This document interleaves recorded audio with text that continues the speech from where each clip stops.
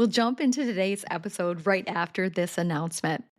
For over 13 years, something remarkable has been happening. Rural hospitals and other small healthcare organizations that have partnered with Capstone have been achieving results and forming workplace cultures that even we are blown away by. It is truly a game changer when rural hospitals are the provider of choice and employer of choice so they can keep care local and margins strong. Far more healthcare organizations need to experience what's possible. That's why we're stepping forward in a bigger way, expanding our team of experts, expanding our capabilities by adding a strategic planning division to expand our ability to help even more rural hospitals and other healthcare organizations in 2026 and beyond.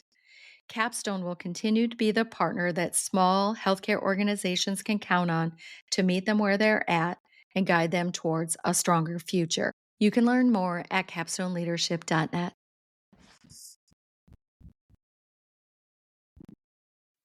When we strengthen a community hospital, we strengthen a community.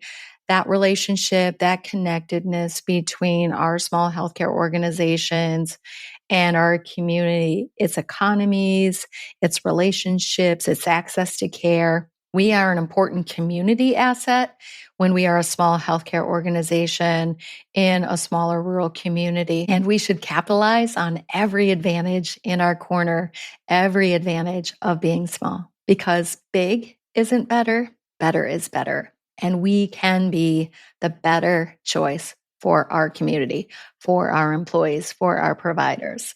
We want there to be more of those small rural healthcare organization success stories.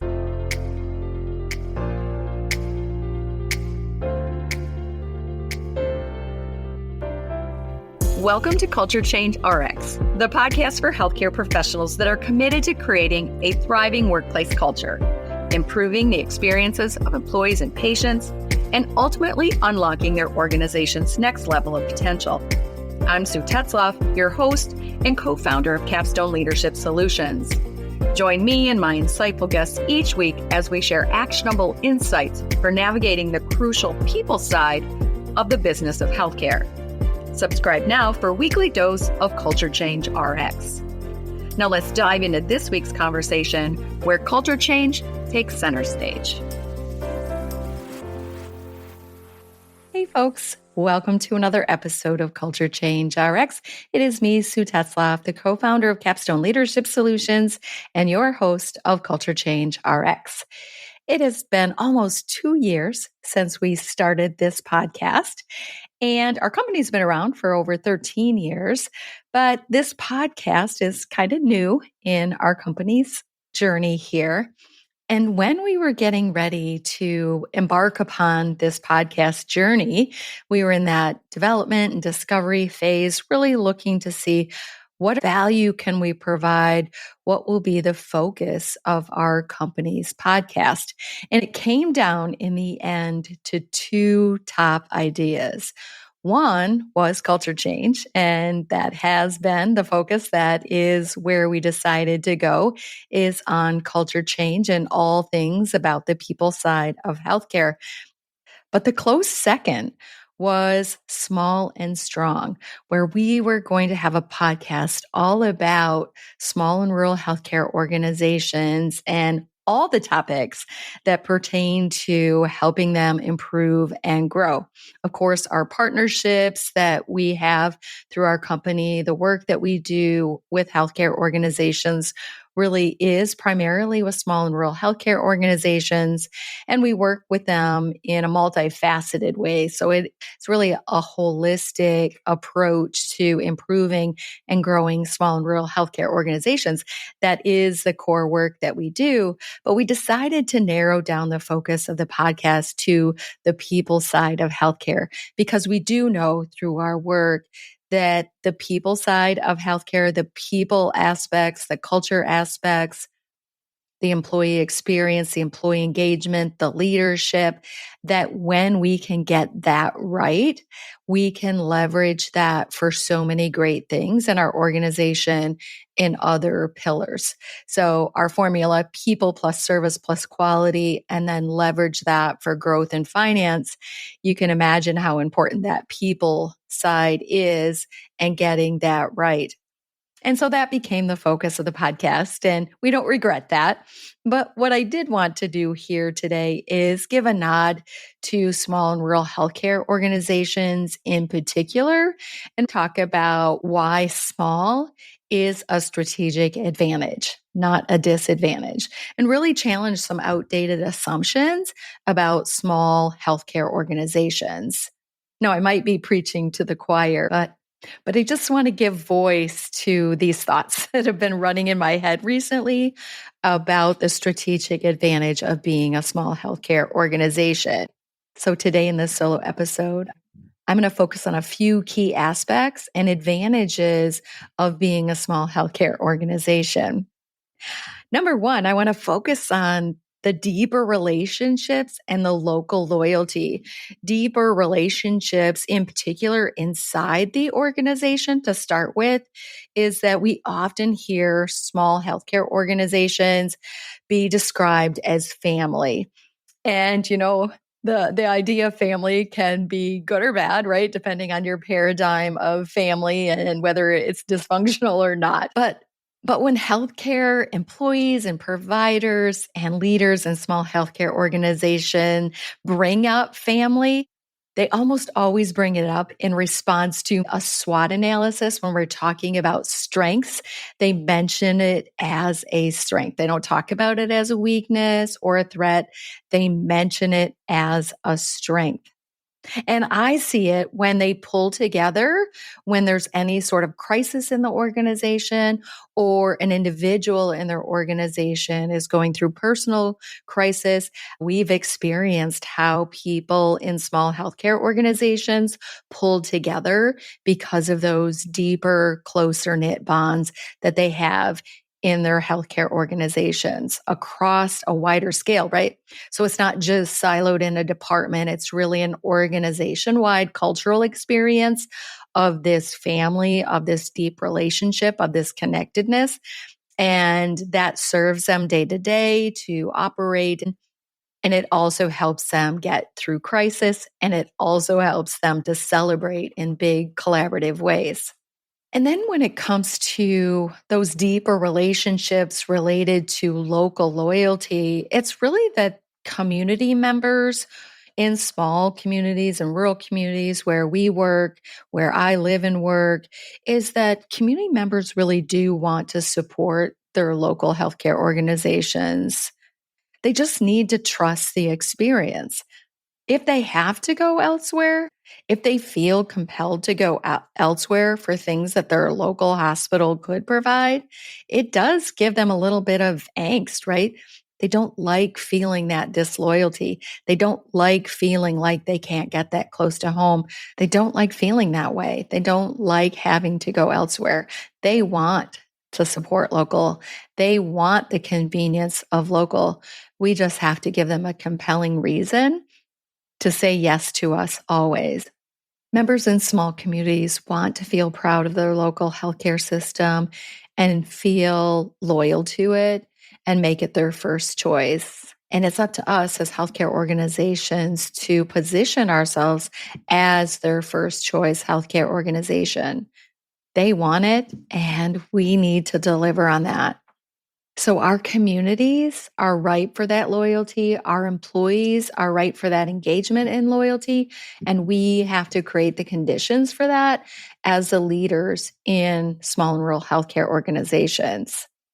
That is an advantage for us, that our employees want and value that deep relationship of a family-like work environment, and that our community instinctively wants to be loyal to its local healthcare organizations. They truly don't believe that bigger is better as much as we think. And when they try it on, they see it for themselves. That's why we can have employees leave and go to those bigger organizations. And next thing we know, they're back, right? Or patients coming back from those organizations talking about how they got lost in those systems. We can offer employees and patients a better alternative, right, than bigger. Bigger isn't better. Another distinct advantage of being a small healthcare organization is that change can happen faster. Now, this is something that we can put data to and real examples to. I am not just saying this to say this. This is the work that we do as Capstone Leadership Solutions, is help dramatically improve and grow small and rural healthcare organizations. And so we have data that shows, even my own experience as an executive in a community hospital, we were able to move a metric like patient satisfaction from the bottom quartile to the top quartile in 1 year, and only about 3 hospitals a year at that time. Through the survey vendor that we use for patient satisfaction, we're able to do that, right? So not an easy thing to do, but when you're smaller, it's actually easier. And when we did that in our community hospital, increased patient satisfaction that much to such a high level, what followed that was an increase in volumes and market share and reduced out-migration of our community members to those other facilities that were bigger and a bit farther away. So again, by increasing that so quickly and so high, we were able to leverage that for bringing our community back to their local community hospital for healthcare services. One of our other Michigan partner hospitals, small rural hospital, about 20, 30 miles outside of the state capital, they increased willingness to recommend from their patients from a mean score of 71 to 91 in just 18 months. Again, leveraging their smallness, the speed that you can have in small organizations to make change. And those increases led them to be number one in the state. So they were average or middle of the pack in the state of about 120 some hospitals. They moved to number one in 18 months. And that positioned them to be able to start recruiting patients and providers away from the larger cities. So not only did they stop patients from their community out migrating to those big places started to send their providers and their patients to this small rural hospital. What a growth advantage for that organization. And then one of our Minnesota partners, a small critical access hospital there, they increased employee engagement from the 22nd percentile to the 71st percentile in less than a year, and then moved on to get up into the 90th percentile. And that just turned them into a magnet for talent and patients. And they're using that engagement, that patient engagement, that employee engagement as an engine for growth. It is so exciting to see. And, I have to say that even though we work with small and rural healthcare organizations, and it is our area of expertise, I have to say that if this was a large organization embarking upon these same exact improvements in patient satisfaction, in employee engagement, in quality, etc., I would just have to say that it couldn't be this fast, right? It would be harder to be this fast. In small organizations during times of change, leaders and those team members that are really leading the changes can be more visible, and their influence is amplified in a small place. You can move more behaviors, expectations, and standards quickly because everyone sees everyone, right? Culture is lived in real time, and frontline staff are close to leadership and the mission. Quite frankly, small means that you can change culture, processes, and results sooner, simpler, and much stronger and sustainably. And the data geek in me loves backing that up with data from our healthcare organizations that we work with. And this next advantage in small organizations that I'm going to talk about is something that sometimes people see as possibly a downside of small and rural healthcare organizations, but I want to flip that around. One of the things that I hear many times described about small and rural healthcare organizations is that the leaders and even the staff and the providers often wear many hats, right? So we're a jack of all trades instead of a master of some, right? But I'm going to turn that into advantage. And one is, we never get bored, right? We can't get bored of just doing the same old thing over and over and over again. It adds excitement and passion to our work when it's different every day, maybe, right? And so we have to be on our toes, and it gives us diversity. My husband was a family practitioner in a small and rural hospital for 43 years. And that is what he loved about it, right?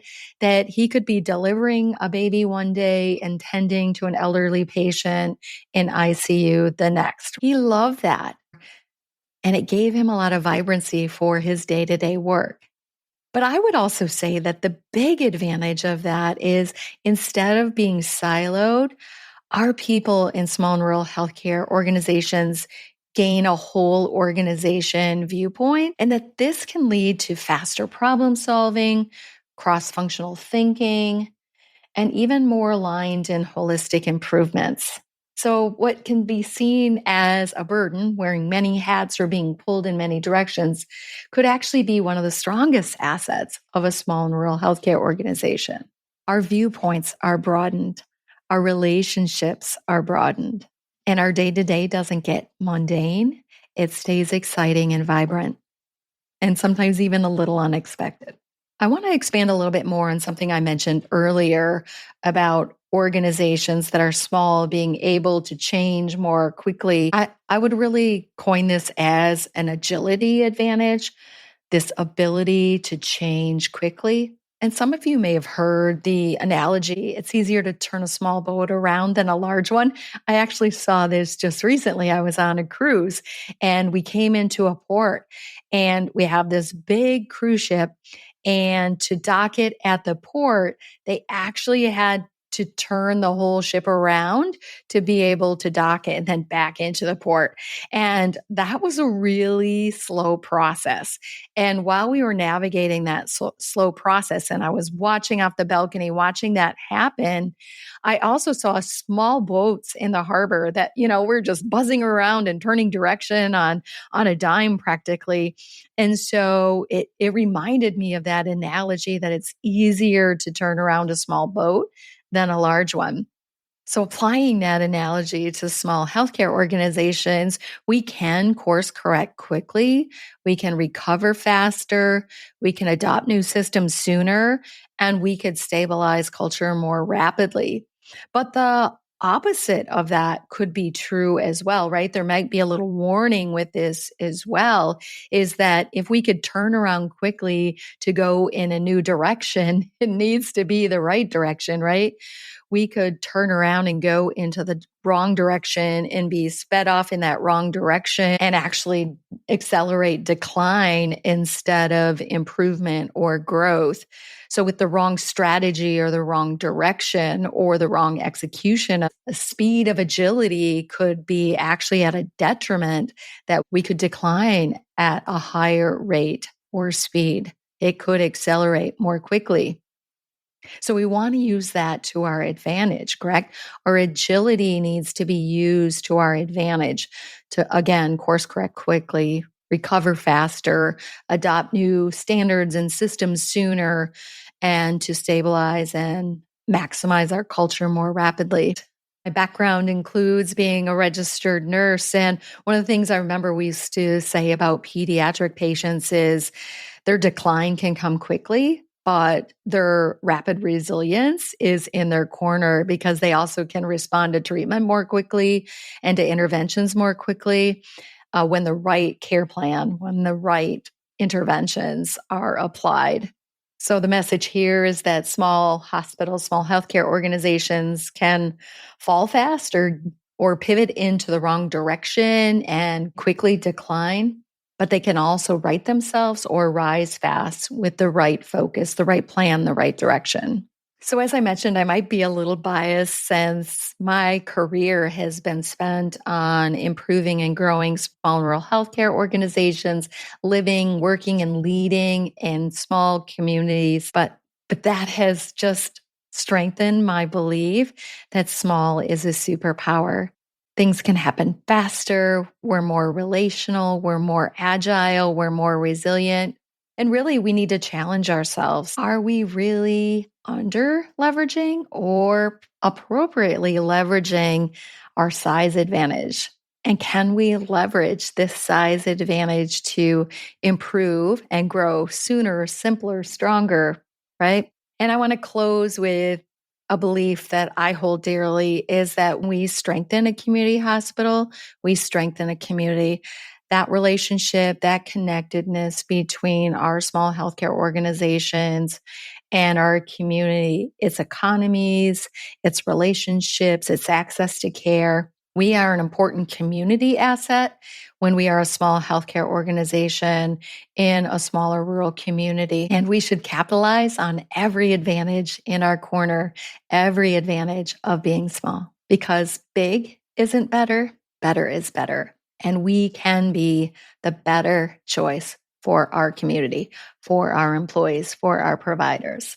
We want there to be more of those small rural healthcare organization success stories where more trust leads to more volume, where more engagement leads to more operational improvements, where better experience lead to better financial stability.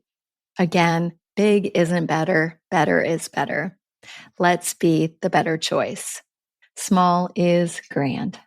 If you want to share today's message with other healthcare leaders, please take a moment to share this podcast. I know that when friends and colleagues share a podcast with me, it's the next thing I listen to when I get on that stationary bike or my elliptical or go out for my walk the next day.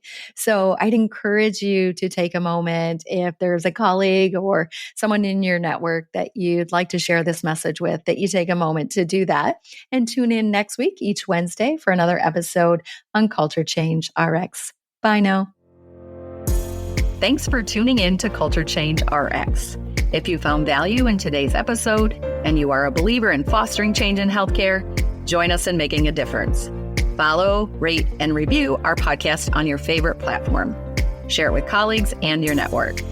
Together, we can make a lasting impact. Until next week, keep inspiring positive change.